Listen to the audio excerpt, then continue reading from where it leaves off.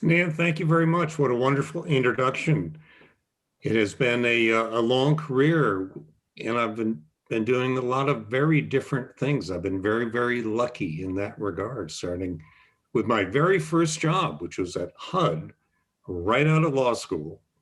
And I worked there for only about a year because President Nixon became president while I was having my first job and vowed to disassemble many of the programs in which I was greatly interested, like urban renewal and model cities. So I left the Department of Housing and Urban Development in about a year after I started. Tell us what happened with Adlai Stevenson. Didn't you have an incident there? Well, with Adlai, it was really terrific. It came about by chance. After I left HUD, I went to a law firm in Washington, D.C., and I was there for about 4 years. And while there, I said to myself, gee, I'm in Washington, D.C. Is this all there is? Is law practice all there is? Am I destined to be here for the rest of my life, become a partner, and then retire, and so forth? And I said, no, I don't think so. So just by chance, I happened to be at a cocktail party that Adlai Stevenson was hosting. I didn't know him personally up till that point. But he said that he was looking for somebody to be counsel to his international finance subcommittee. So I raised my hand. I said, I'm it. And after a full day of interviewing with Adlai, back in those days, you didn't just get hired because of your resume. You really had to pass, at least with Adlai, the test of whether you were his kind of guy, whether you were able to do what he would like you to do, whether you have the ability to work with him, essentially. So I spent a whole day at his house on a Saturday being interviewed. In any event, I was lucky enough to get the job. I spent 4 years with Adlai. He was a wonderful man to work for, a deep intellectual, like his father. And I have to say, I think I learned how to write by working with Adlai. He was a very erudite man. He cared a great deal about the written word, the spoken word. And writing speeches for him or things having to do with hearings or legislation on the floor and so forth was quite an experience because he insisted on excellence in writing. And it took me about 3 years to get the hang of it with him. But I think I eventually did, and I am forever grateful for having had the opportunity to work with him.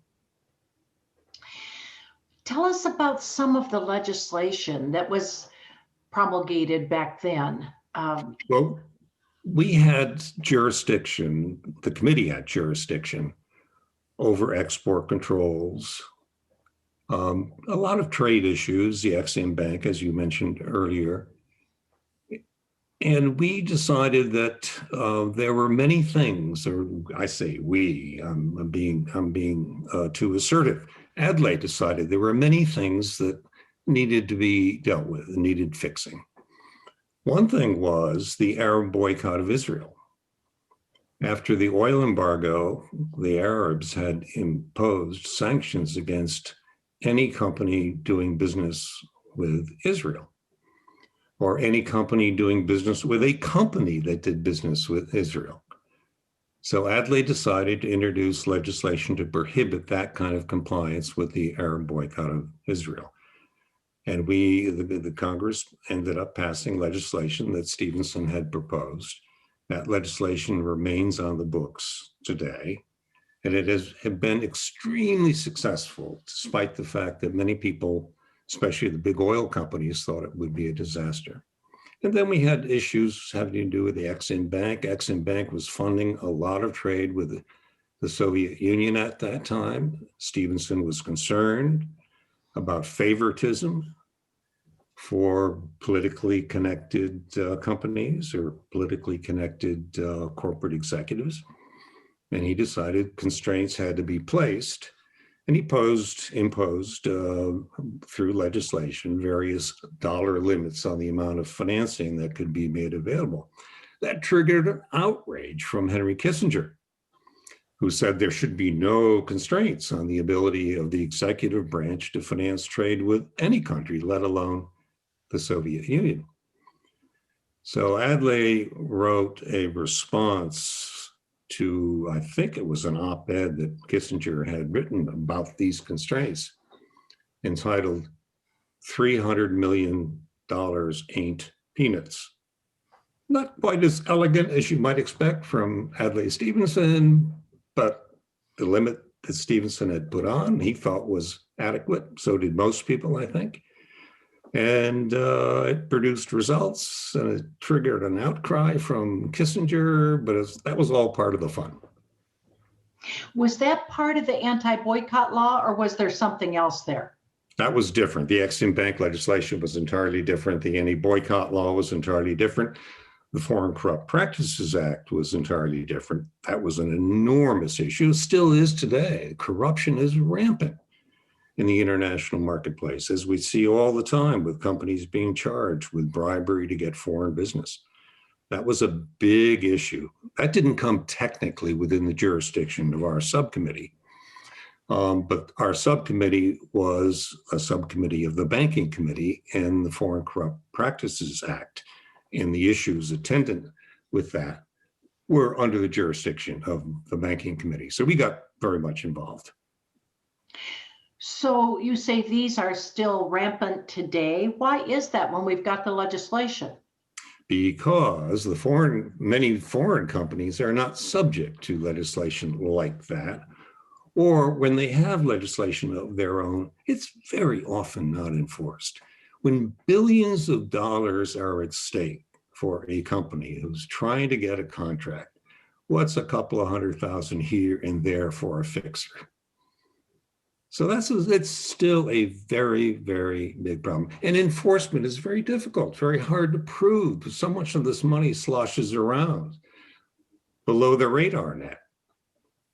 And it's very difficult for prosecutors to find that, to ferret it out, develop the evidence, and then prosecute. So it's a problem. It's a continuing problem. What is the anti-boycott law? It prohibits American companies from refusing to do business with Israel as a consequence of pressure from the Arab countries that maintain a boycott against Israel. So if, for example, I'm just taking this as a purely hypothetical, but if Saudi Arabia says to a US company that wants to do business with Saudi Arabia, you can do business with Saudi Arabia so long as you don't do business with Israel, that's a violation of the law. Or if Saudi Arabia says you can do business with us so long as you don't do business with, say, a German company that does business with Israel, that's against the law. The law is intended to remove obstacles to trade on a free and fair commercial basis without interruption for the political agendas of other countries. As Senior Deputy Assistant Secretary of Commerce in the late 1970s, you headed up US anti-dumping and what we call countervailing duty programs. So talk a little bit about that. What were these duties intended to do? How were they used, et cetera? That's a very interesting question. It's a subject that many people are quite confused about. Let me just say, I got to the Commerce Department because after having worked with Adlai for 4 years, when Carter was elected, I basically said to myself, okay, my first step was as a lawyer in Washington in private practice. I'm in Washington, D.C. I'd like to see how things work on the Hill, and that led to the job with Stevenson. After working for Stevenson in the Senate, was to go into the executive branch so that I could be fully rounded in seeing how things actually work in Washington. Anti-dumping duties have to do with trying to create a level playing field in international trade. Many companies around the world sell their products at below the cost of production in order to penetrate a market. So, for example, if it costs $50,000 to make an automobile, and they sell it in the United States at $40,000, they're selling it below the cost of production. That's called dumping. Anti-dumping duties are intended to close that gap, to impose duties on the foreign seller so that the car sold in the United States is not sold at $40,000, but that it is sold instead at $50,000. That is to say, at least at the cost of production. Otherwise, it's unfair to US producers. That's interesting, and I didn't have any idea that that was there. So, well, it's no, most people don't. Countervailing duties are similar in this sense. Many countries around the world, in order to penetrate US markets, will subsidize the cost of production. So, for example, in the hypothetical that I gave, if it costs a company $50,000 to make an automobile that they want to sell in the United States, and the foreign government says to itself, basically, it's going to be very difficult to penetrate the US market at $50,000, we will pay the foreign manufacturer $10,000 so they can sell it at 50 in the United States, or sell it at 40,000 in the United States rather, and therefore be able to penetrate the market. Countervailing duties are intended, again, just like anti-dumping duties, to close that gap and, in essence, impose a tariff on the foreign manufacturer so that the foreign manufacturer cannot sell that automobile, in that case, at $40,000, would have to sell it at $50,000. Tell us about your role in the China delegation to bring an end to the freeze on Chinese assets. When was that, and why was the freeze put on, and did this lift it?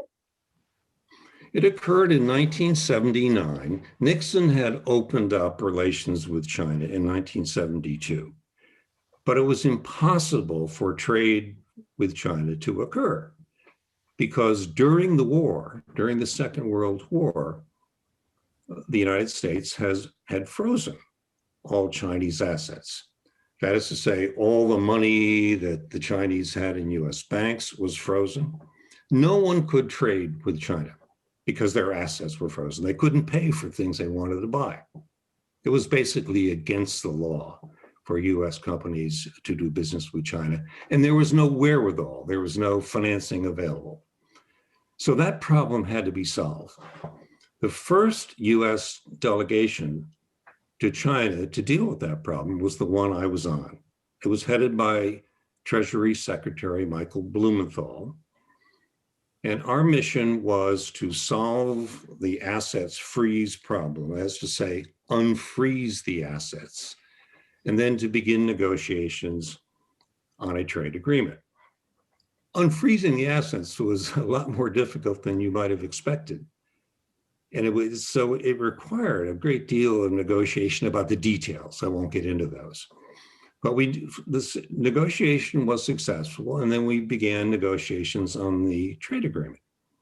That eventually, a year or so later, resulted in a trade agreement, and that was the first step in beginning US-Chinese trade. What do you feel about international trade today? Our policies, our restrictions? Talk a little bit about the current situation with international trade. That's a very good question, Nan. The subject is very, very difficult. The notion that there should be international trade is theoretically undisputable. Most countries benefit if they're able to trade with other countries. Countries that are most efficient in making things, that produce better products and so forth, can sell them to other countries and vice versa. So in general, it benefits all kinds of people. But there are adverse consequences in trade. For example, people lose jobs. If you're making things that you no longer can make efficiently because other countries can make them at a lower cost and sell them to the United States, you're out of a job. Or if other countries make the things they make with forced labor, or they pay a pittance in wages, US workers find themselves disadvantaged because they're paid higher wages. So there are all kinds of adverse consequences. And the real challenge in international trade is to try to deal with those adverse consequences so that people don't suffer. That is to say, the producers, the manufacturers, the workers don't suffer, so that they're given opportunities to find new work in new places. We're seeing that in this country. I mean, that's part of one of the big problems we have in the heartland of America, the manufacturing heartland of America. So that's a big issue that has to be dealt with. One of the real problems is the temptation to close borders is, under those circumstances, is very great. So we're seeing something of an erosion around the world in the appetite of countries to engage in free trade. As a consequence, many multilateral agreements are not being pursued in the way they should be pursued. Instead, bilateral agreements between one country and another, where they worked out deals that are advantageous to those two countries, often occur. And that's just basically not a good idea, because trade, international trade, is worldwide. So those are some of the big challenges that we currently face. Does this tie into tariffs in any way? Yes, because what happens with respect to a country that decides that imports from another country are damaging its domestic production, its home workers, they impose tariffs. So that reduces the ability of the foreign country to sell into the United States, obviously. And that is a way of protecting. This all goes under the heading of protectionism. And there's a terrible temptation to engage in protectionism, and tariffs are one way you can do that.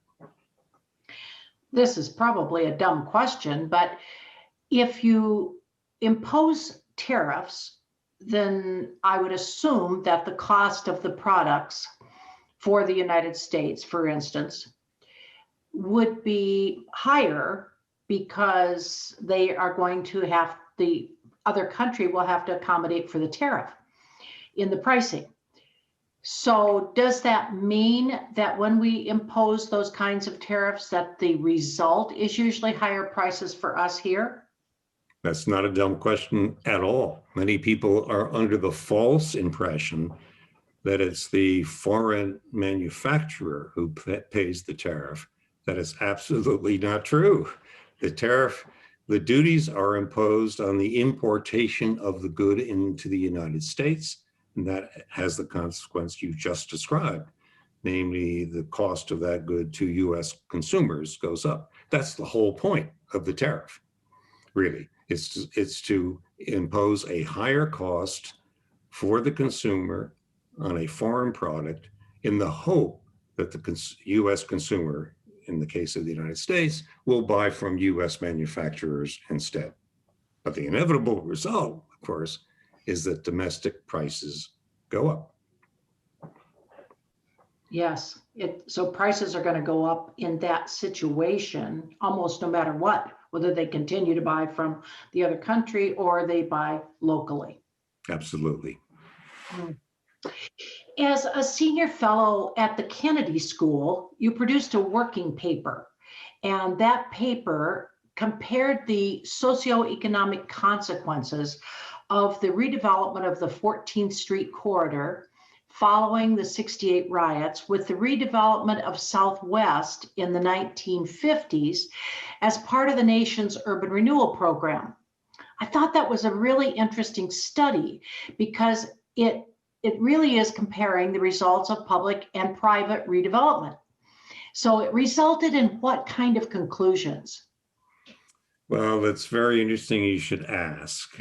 I want to preface my answer by saying I was extraordinarily lucky to be able to pursue my first love, which is urban issues. housing, redevelopment, cities, and so forth. Very late in my legal career, I had spent most of my legal career dealing with international trade issues. When I was given the opportunity to join the Kennedy School about 2 or 3 years ago, I decided I'll go back to my first love. I'll go back to where I first started, my first job out of law school at HUD. So I decided that one of the most interesting things that was of immediate interest to me was what happened in Washington, D.C. with urban renewal. When my wife and I first moved to Washington, we moved to Southwest. And this was in the late 60s.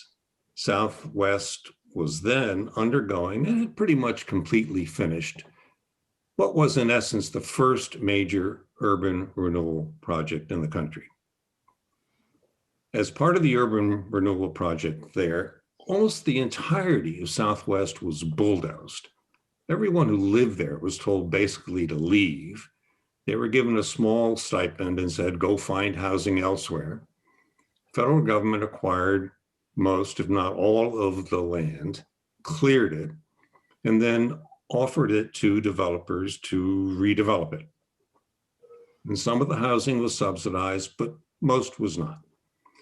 So I thought about that. Having lived there and now at the Kennedy School, I said to myself, gee, there's a lot of interesting stuff that should be and can be explored there. And then I said, well, what does that compare to? And I thought of the 14th Street corridor, the area that's called Shaw in the District of Columbia, and asked myself, well, what happened there? Because that had been essentially cleared out because of the riots. It wasn't the federal government that had come in and done it, but rioting had occurred. And huge parts of that area were burned out and had been left vacant for a long period of time.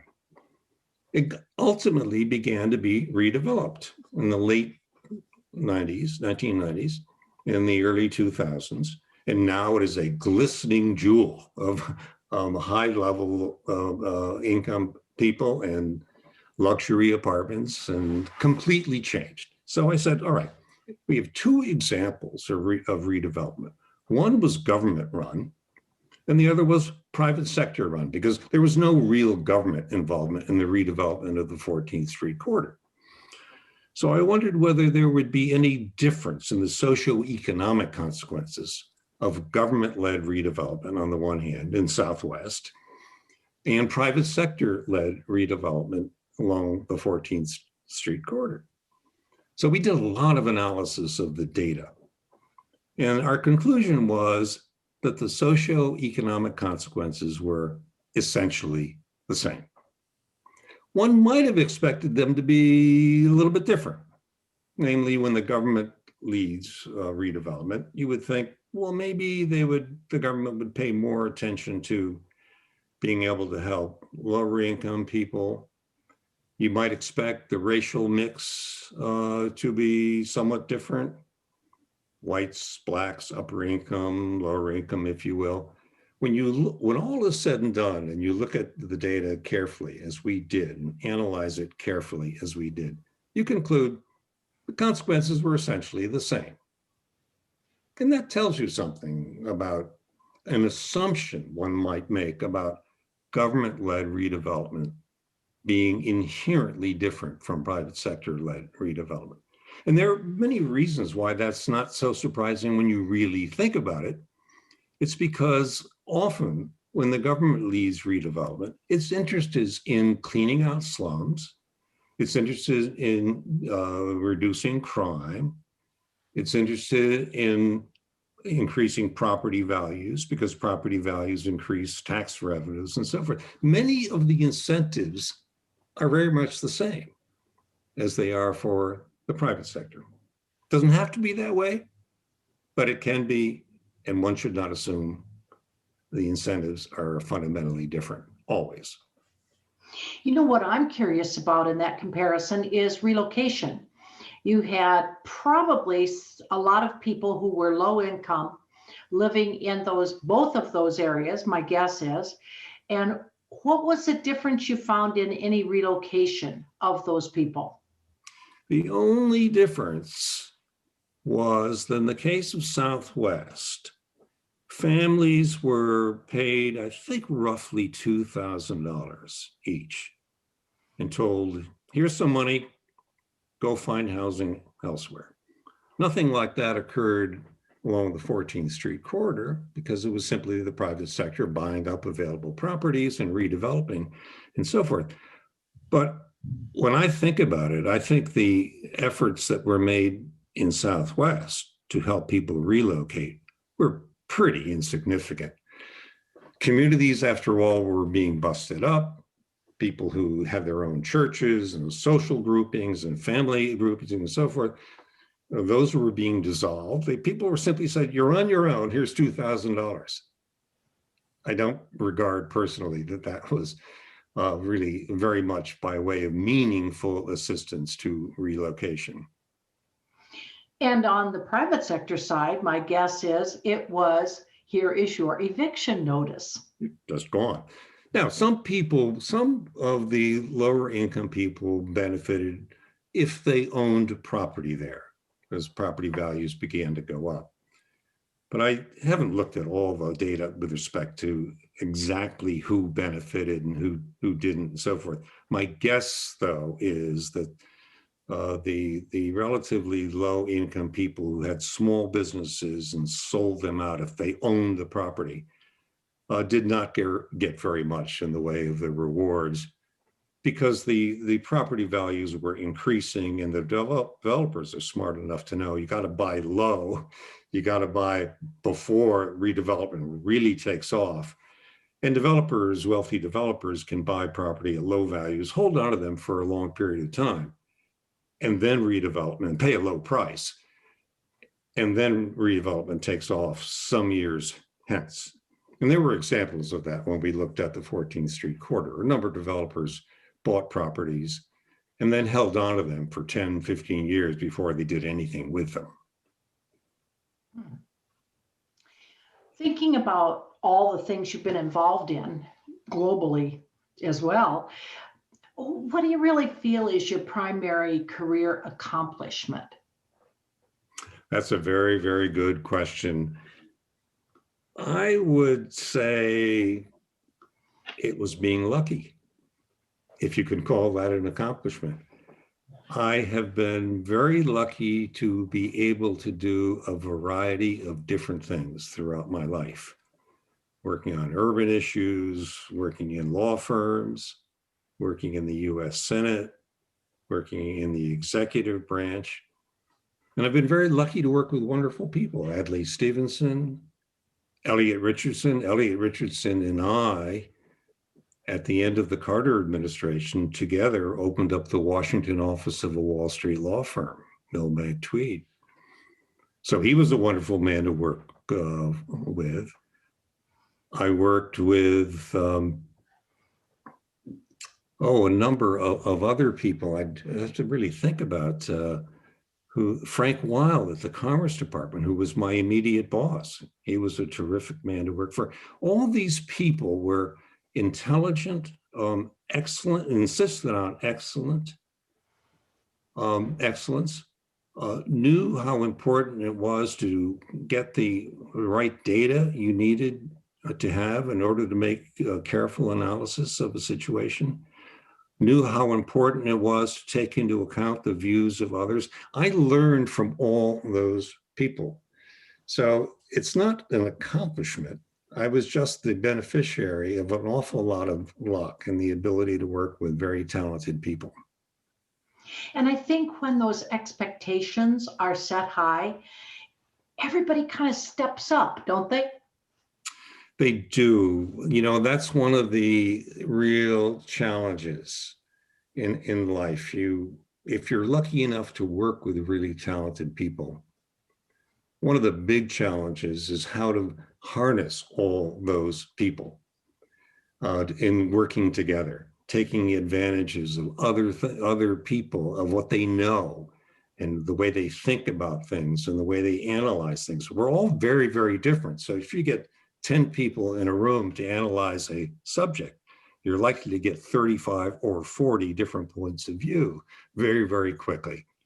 And in a world like this, where there are so many talented people, the real challenge is how to get them all to be able to work with each other, to do what's necessary to take advantage of the insights that others have, and to make them all pull together and develop the right solution to whatever problem it is that one is trying to deal with. Well, of course, that is a pretty big challenge today with people as divided as they are. Do you have any thoughts you can give us on how people could better work together to understand each other's points of view? That is a very, very important question. We face some really significant challenges down the road, not least of which is the political situation in this country. There are people who don't really believe in democracy as much as we used to think they did. All around the world, there is a drift toward autocracy. Many people are abandoning democracy. There are autocrats who take advantage of problems that people have, discontent that people have, fan the flames of discontent, and then try to take advantage of that by installing themselves in power for life or for a long period of time. We're seeing that all around the world. So that's a huge challenge. Now for this country, I guess for a long time, we didn't think we had that, but I think we do. And then we have huge issues having to do with the environment, and there are huge disagreements around the world about how to deal with environmental questions. We have problems having to do with cities that are growing at fantastic rates, that are not able to provide all the infrastructure services, social services that need to be provided. And then we have a fundamental problem about inequality and extreme poverty, even though there have been significant advances over the last 10 years in China and other places. There are still vast populations that are extremely poor, and they're on the move, migrating. So we have a number of very, very significant problems. How you solve that, I don't really know, except that a first step is to convince people that you have to compromise. You simply cannot assume you have all the answers. Even if you really do have all the answers, other people believe they have the answers too. And one needs to recognize that without compromise, we have conflict. Good point. And of course, we've got two other factors that are weighing on us. One is COVID over here, and the other one is the economy over here, both of which are going to be factors we're going to be dealing with for quite a while. When you go back and you say, okay, on the economy, not only just getting businesses up and running again and people using the services, hopefully with the vaccine that can occur, but you've got bigger issues, it seems to me, in the federal level, because first of all, you had the extreme tax cuts for the very wealthy. Second, so already our tax is down. Then secondly, you had the issues of what do we do now with the huge amount of money that we're having to expend during COVID. How can this have a good ending to it? Is there a way to do it? Well, I'm sure there is a way to do it. I don't have any problem with spending a lot of money to deal with a crisis. And the pandemic is a crisis, not only a health crisis, obviously, but a huge economic crisis. And I say to myself, like Colin Powell, I guess, once said, or maybe it was Madeleine Albright, if you have what's an army for if you don't use it? Well, I say to myself, what's money for if you don't use it? In a circumstance like this, people have got to be helped to get back on their feet. The health problem the crisis with the pandemic has got to be dealt with in an efficient and effective way. It has not, by and large, been dealt with in an efficient or effective way thus far.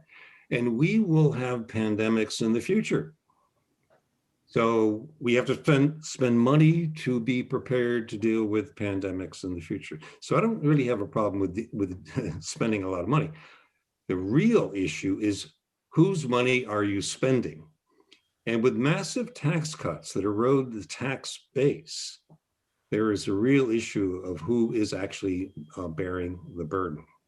And if all we're doing is printing money, at some point, notwithstanding what's happened thus far, inflation is bound to rear its ugly head. It has to happen. I'm not an economist, but it doesn't seem to me we're printing money right now, basically.